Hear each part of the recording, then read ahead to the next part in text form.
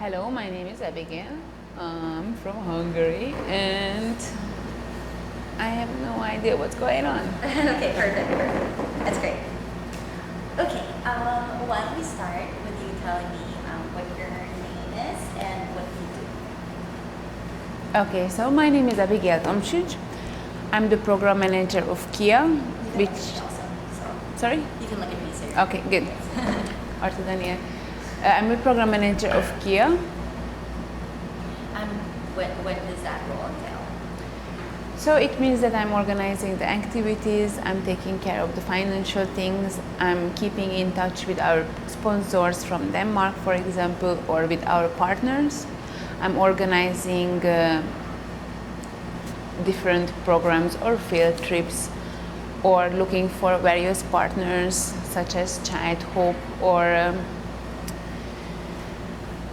with the ISM. Actually, that didn't happen.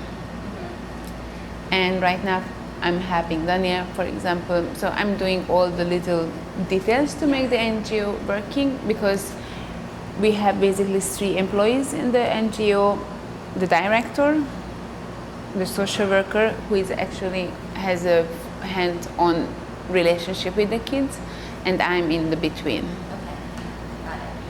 So can you tell us about what happened with Daniel and how that came to be? Okay, so Danielle used to be under, as far as I understand, used to be with Child Hope when Mr. Bolton found him and invited him to join Kia. That was 3 years ago. And because Mr. Bolton is also the superintendent of Aguinaldo International School, he could manage to provide him a scholarship, which happened, and he was studying here in this school for 2 years, and he just graduated this April. And unfortunately, the Filipinos education system only goes to grade 9 and 10, so, and this means that he doesn't have the opportunity to study, for example, abroad.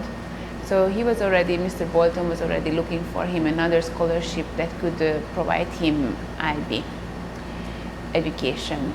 And he has basically relationship connection to UWC in the Philippines, and he even himself used to work there, so he's really committed what UWC stands for. So he persuaded, I think, Daniel to apply for it, luckily. And I don't know if it's true, maybe Daniel will already said that we had a team of Harvard students, for example, coming to the Philippines in January for the second time to visit Kia and run workshops with our kids. And I think that also maybe inspired Daniel to be interested in going abroad and even to have the courage to apply for such things. So I think that also played a part. And then through application and hard work and the wonderful personality, thanks to his wonderful personality, he got this scholarship to UWC. So right now, we are very lucky, I think, with our sponsors who are already helping our NGO, that they are, for example, paying for Daniel's passport. But what I'm working now on to get funds for Daniel's airfare. And then we also he has now his passport, so now we have to arrange the visa, bank account, and all that things that actually makes you ready to travel. Right. What other things would he need going abroad? So let's say you're raising money, what would they be for? Or... So besides financial aid, I think he also would need rather like a mental preparation going from Asia to Europe. For me, coming from Europe to Asia was a little bit of culture shock. So I think we can expect the same for Dania. So I think we are trying to contact, for example, the German embassy, or trying to find some German people or even just German books to actually make Dania already a little bit familiar, or just to have a little idea what to expect to live there. But of course, besides all this mental preparation, he would need winter clothes, for example. I'm already so excited to hear how he's going to react on the cold European winters. I hope you're going to have enough clothes to put on. Otherwise, it's great. I think it's really nice to have the snow once you have the proper equipment. So we are also expecting donations for clothes or anything like laptop or anything that he could use, or even, I guess, a travel bag and things like that. It's just actually amazing that what an organization it needs for actually for such a travel. Yeah. When you first took on Kia, did you think that something like this could happen? Well, you hope that, because when I came in August, so they were already in the graduating the year. I knew that they're going to graduate that year. So we were very excited to see where they're going to go. We were thinking of a Filipino college or university. So to have that opportunity, I think we are all just so touched by it, and we didn't expect it that, but it gives amazing inspiration for us all, especially, for example, the other kids in Kia who are in our weekly programs, so who are not yet the scholars at the Aguinaldo International School. Just that joy and proud to look at them, and then the message, what it means to them. It means that, okay, maybe one day I can go somewhere, or it just also that we can never know what can happen. So as Dania always says, that he was working hard. So I think it's the lesson there that, if you work hard, if you do your best, then who knows where all your efforts will take you. So I think that's the message here, and I feel that our kids are very excited to see. So I also hope that we're going to hear a lot back from Dania when it goes to Germany. So how about for you? What has been the message kind of like for you as an educator or as like a mentor? I mean, what have you learned from this experience?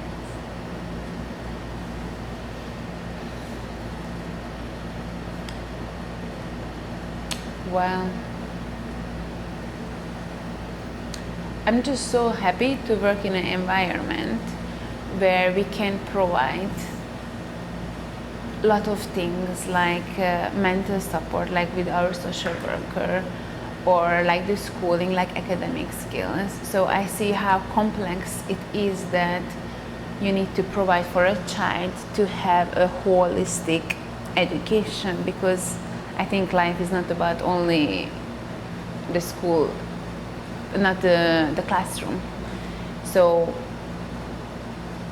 for me as a educator, especially within the Kia, I just see the importance of focusing not only on school but also for other kind of well-beings, and also to provide the opportunity to accept people who they are, to accept students who they are, and help them to find their passion and help them to live up for it, to follow what their passion is, and not to try to convince them that, oh, for you it would be the best to do that or that, but to really let them who they are, because once they feel comfortable and confident about themselves, and most importantly happy, then they have the wings to fly. Right. Why would you recommend a program like Kia for other schools then? Because I mean, this is like pretty new, it's a pretty novel idea. Well, yeah, basically Kia would like to provide meaningful activities for kids who are coming from a rather rough background. So for example, right now we have our summer activity programs, because all our kids actually are in public schools. So in April and May they are on their summer vacation. So we are providing them with summer activities for the whole 2 months, like sports, computer literacy, singing. We had one Zumba, cooking, mobile library where we take them to the park. So I think we are just offering a variety of activities. But also one very important factor is that our social worker actually always has a section with them about life skills and values. So it's again just to provide a holistic perspective of oneself. And the whole factor of kind of bringing in kids with rougher backgrounds into like an environment like this, what have you seen as a challenge? A challenge as of Is it? I mean, have you seen any challenges in bringing kids to, Well, something more? For example, we are actually just in the process of recruiting new kids for next year, so that is a little bit of challenge to tap into a community. But actually, because Kia, that's Kia's third year, so we are always working with one certain barangay, and from this year, actually, we are expanding. So that is a little bit challenge to have an access to a certain community, to get to know the children there, and to find out within a relatively short time who would be the best fit for Kia, because we have to be a good fit and they have to be a good fit for us. That's it. But otherwise, I'm just amazed how happy the kids are to come. Like, we can't count them, they're always there, they have a huge smile on their face, so I think they are really appreciative. The challenge is to keep the programs running, like when we have volunteers, to really have a full commitment on them, because once we set up a program or an activity, it's really it breaks the kids' hearts once it's said that we're going to do something and then we have to cancel that.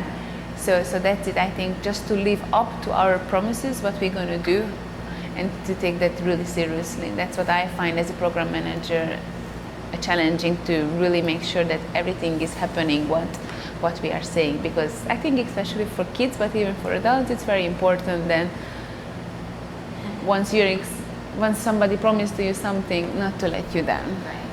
And so far, what's the biggest advantage you've seen or change you've seen in these kids that go through your program?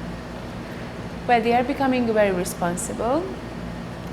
How they deal with each other is much more respectful, because of course, even though they are coming from one barangay, they don't definitely know each other they don't really know each other that closely. Some of them, although, are relatives, so they already know. But even like this year, we had a little tension between the group. So luckily we could come over by talking about conflicts, and not to avoid conflicts, but actually we hopefully we managed to take it as a lesson to learn.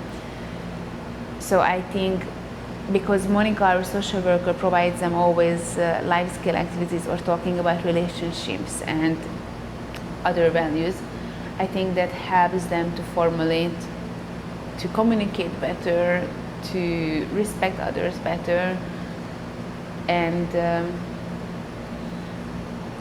can just repeat myself. Yeah.